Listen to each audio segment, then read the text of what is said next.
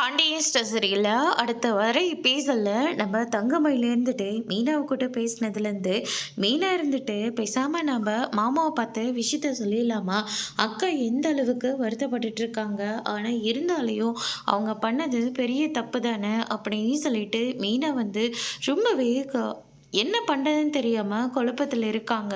அதுக்கு அடுத்ததா இந்த பக்கம் வந்து பார்த்திங்கன்னா நம்ம கதிர் இருந்துட்டு நேராக கடைக்கு வராங்க. என்னடா கடுப்பக்கம் அப்படின்னு சொல்லிட்டு பாண்டி வந்து கேட்கவும், அதுக்கு அடுத்ததா இல்லைப்பா, ஏற்கனவே அண்ணன் ரொம்ப வருத்தத்தில் இருந்துச்சு, இப்போ நீங்கள் கடைக்கு வேற கூட்டிகிட்டு வந்துட்டீங்க, வர எப்படியும் கஸ்டமரெல்லாம் என்னாச்சு ஏதாச்சுன்னு சொல்லி விசாரிப்பாங்க, அதனால தான் அண்ணனுக்கு துணையாக இருக்கலான்னு நான் இங்கே வந்துட்டேன் அப்படின்ற மாதிரி சொல்லிடுறாங்க. ஏண்டா லட்சக்கணக்கில் அங்கே முதலீடு போட்டு டிராவல்ஸ் ஒன்று ஓப்பன் பண்ணி கொடுத்தா நீ எங்கே வந்து உட்காந்துட்டு இருக்கிறதா சொல்லிட்டு இருக்க, முதல்ல போய் உன்னோட வேலையை பாரு அப்படின்ற மாதிரி சொல்லிக்கிட்டு இருக்காங்க.